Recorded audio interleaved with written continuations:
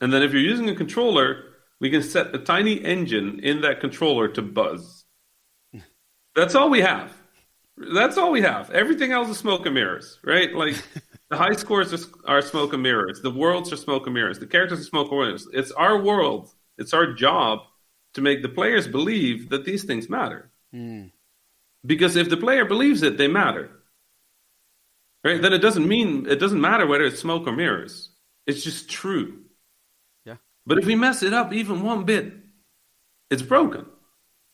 Yep. Right? So this is our job. Our job is to do that day in, day out, working for this amorphous player, this non-existent hypothetical player that might or might not love our game at the end, right? Like they might hate it. They might just play it and go like, eh.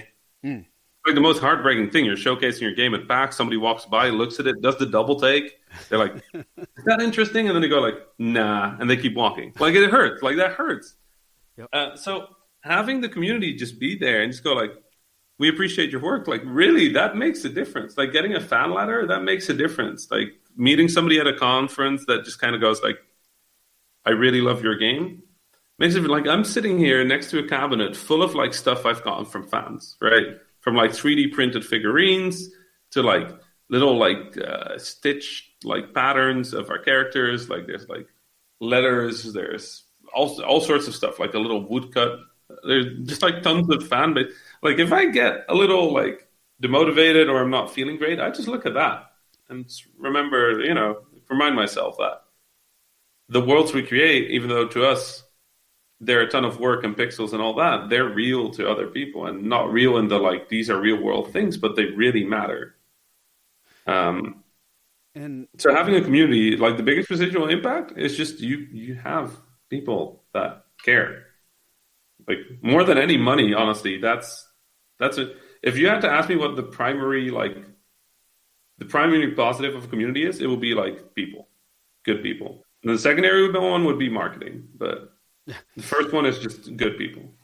yeah, and I think just from everything you outlined there, and provided examples of, I think the other residual portion of that is it affects your attitude, your behavior, affects the community's attitude and behavior, and from there on out, people tend to, like reflect that on everybody else that they interact with.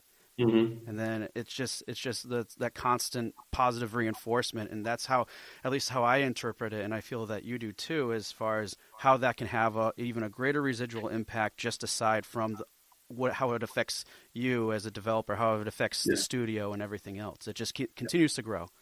Yeah, and I think that's true in both directions, right? If you have positive communities, they like positive communities breed positivity, and not and I don't really like the word positivity in this regard. I think because it sort of suggests that people have to just like okay and like everything. Yeah, that's a good point. So like constructive, right? Like Yes. constructive communities. But then the other way, you have toxic communities, and those tend to breed more toxicity, right? If you have a positive community, a constructive community, it tends to breed a constructive community. Well, if you have a toxic community, you tend to create more toxic behaviors. And I feel in games, we're kind of like right in the middle between the two. Like there's an incredible gaming audience out there that is just constructive and helpful and playful and joyful, and they just love the medium, right? They're people that have played games for all their lives and they just enjoy it and they want to share that passion. They want to share that hobby. They want everybody to be part of it. They get frustrated when games get singled out for like things that games aren't responsible for, like, like making kids violent or stuff like that. But they're understanding that that not everybody understands games and that this is a process that we're going through, and that if we want to fix that, we're going to have to be the best version of ourselves to show the world that, hey, gaming is a positive influence. It's not a new thing. It's not a scary thing. Gaming is great. And, I've started teaching my mom how to play games about 2 years ago. Oh, nice. And she's like 60-something years old. Her first game was Final Fantasy 15. And we sat there for weeks just teaching her how to use dual sticks, right? Yeah. Because she just couldn't. And just very patiently, just like, okay, no, use the left stick. Yeah, until you hit the wall. And then, the camera would clip into the wall. So the character would disappear. She'd be like, where did I go? And I'm like, no, you're still there. this is the thing games do, because otherwise you wouldn't be able to see anything. She's like, so what way am I looking? I'm like, well, that's a good question. You might want to. So turn the right stick now, right? But by now, she finished Final Fantasy. She played Dragon Age Inquisition. Oh, She finished Persona 5. She played God of War. She got to like level 500 in Destiny 2. And she's now playing Assassin's Creed Origins. this is awesome. Right. And I've been learning a lot from her, but she's slowly started to learn about this gaming community, and she tends to be pretty worried about me. Like if she sees my Twitter, like I get into a lot of arguments. I always try to like represent perspectives that are, under that are underrepresented, so like the Yep. global community. And like it puts me in a lot of like strange, ambiguous situations where I end up arguing with people to try and do the right thing. And my mom was just like, all these people are so angry all the time. And I'm like, that is true. Um, and in some cases, it's because they care. And in some cases, it's because they're just, people that want games to be a very specific way. And um, the tweets I do about my mom, because I actually live tweet her gaming progress. There's a hashtag called MomVSFFXV, so Mom versus Final Fantasy 15, Okay. where I've started like sort of like documenting her road into gaming, and she's just found this incredible supportive community that's just really excited about her playing games and like wants to give her tips and want to help her and Oh, want to that's hear awesome. what she thinks. It's just like all these people are great. I'm like, yeah, that's my job. Like these people are my job, right? Like these people are the thing I do. This is what I love. Like it's those people. The other people, they're an obstacle. They're in the way. They're in the way of making games the best they can. And sometimes I argue with people I care about, like people that I think are positive people, because what I think is progress and what they think is progress are different. And that's fine. Like sometimes I have arguments like that. Recently, I had an argument like that on Twitter about a thing I did called meditations. Hmm. Uh, and I was in a lot of arguments, and I actually agreed with a lot of the points people made. So I went and I fixed it. I apologized. Um, but it's easy to get lost in a lot of the gatekeeping and toxicity around games. Like games should be this, games should not be that, right? Yeah. And it's like games can be anything. Like let's just start there. Like games can be anything, and it can be a one button thing that takes like 15 seconds. And if that one button matters to somebody, done. Like why would we Exactly. argue about that? Like come on. Um, and what if that game is like the first game somebody plays out of like 100, and then everybody else response on the internet is like, well, that's not a real game. Yeah, no, this person is really going to enjoy video games. If the first thing they play, everybody goes like, well, that's not really a game. Right. Yep. Yeah, that's super welcoming. It's like you ate a cookie, and now everybody's like, well, that was not actually good. That was a bad cookie. And it's like, well, I'm just not going to try another cookie then. Yeah. Um, so it's one of those things where it's just like we have a long way to go, because for a while as an industry we didn't really care all that much. We didn't understand what our community was, and all we cared about is that they bought our games. Hmm. Right? It was very financially motivated, a lot of this industry, and it still is, because it's Yep. expensive making video games. But I think we've also gained an understanding of just how influential games are. Like Yep. this is the leading medium of our age, right? Yeah. And you think about it, games and live streaming and podcasting are kind of like the media of our century. And many of them focus around games.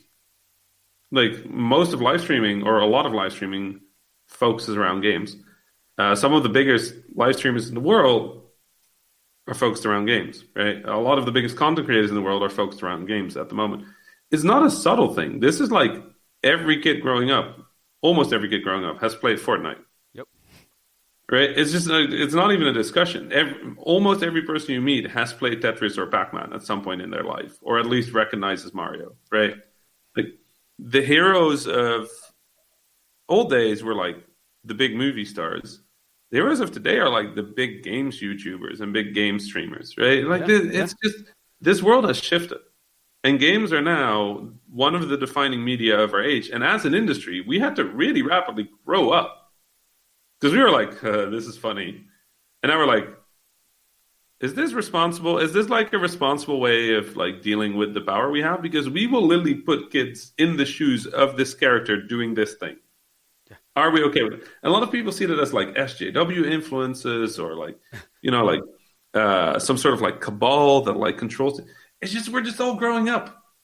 This industry is 60 years old. The kids that were making games back in like the 80s were just like, this is funny. What if we do this? And then we expected like 200 people to play it. Now you put something in a game, hundreds of millions of people might play it. Yeah. Right? Like if somebody had put like a very like sexist joke into Minecraft, that would have been played by what? Millions of kids, tens of millions of kids. Oh yeah. Yep. That would have just gone like, oh, this is normal behavior. So it's not that we're like, there's no cabal. It's just we're all growing. We're just growing up. We're just getting smarter. We're just getting more aware of what we're doing. And that doesn't mean that you can't do a game with sexuality in it, because please do like make games about whatever. It doesn't mean that you can't make games about violence. It's just that as a status quo, we're looking for a healthy balance. We're looking for like not like the default video game, but we're looking to change what people think of as the default video game. Right.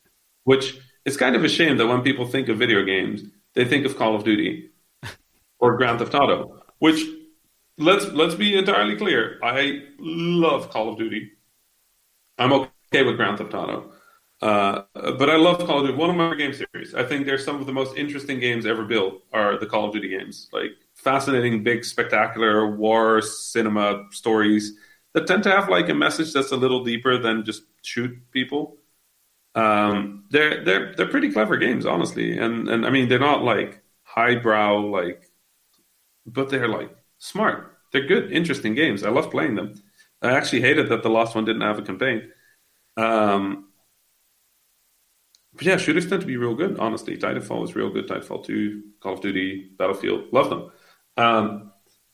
But when I talk to people and I talk about Gree, right, like that indie game that came out recently, and it's just this gorgeous hand-painted style, I talk to them about Papers, Please, or Return of the Obra Dinn, or Florence, or any of those games that are like smaller and more intimate. A lot of people call like, I could play that. And it's like, yeah, no, and then it doesn't mean that you have to grow to play Call of Duty, because not everybody wants to play Call of Duty, right? But it could mean that you could now play like Gone Home or Tacoma, or you could enjoy games like go back to Dear Esther, or play a Proteus, or I don't know. Like there's tons of games that are a little bit more intimate, a little slower, that have different feelings to them, right? Whether you do the road trip with the boys in Final Fantasy, or you play like confused dad in God of War, confused hyper-violent dad in God of War. It doesn't matter. Like games can be so many things, and one of my favorite things, like one of my favorite games is Earth Defense Force, which is literally like Starship Troopers, the video game. It's just like you shoot giant ants and UFOs, and that's all you do. It has some of the weirdest voice acting I've ever heard. And I love that game. And I showed that to people. They're like, this is not my thing. And I'm like, that's fine. Right. It's cool. I love it. I love this game. This is my favorite game ever, Earth Defense Force. But if you don't love it, I totally get it, because it's kind of weird.